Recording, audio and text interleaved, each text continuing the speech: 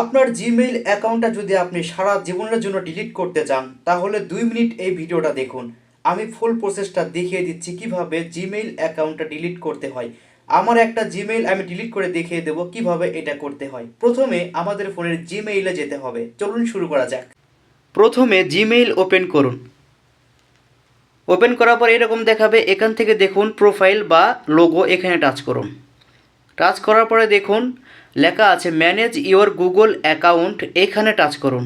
Touch করার পর এরকম দেখাবে, এখান থেকে একটু নিচে আসুন। নিচে আসার পর দেখুন লেখা আছে ডাটা ও গোপনীয়তা। যদি এটা থাকতো ইংলিশে তাহলে লেখা থাকতো ডাটা অ্যান্ড প্রাইভেসি। তো আমরা এখানে টাচ করব।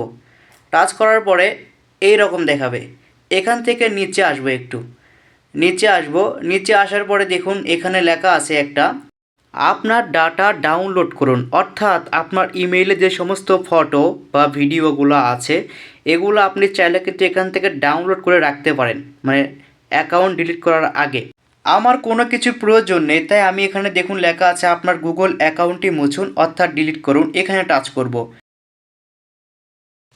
টাচ করার পরে দেখুন এখানে তারা আবার বলতেছে আপনার ডাটা ডাউনলোড করুন।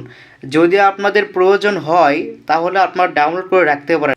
যেহেতু আমার ডাউনলোড করা লাগবে না এজন্য আমি এটাকে ইগনোর করব। একটু নিচে আসবো আবার।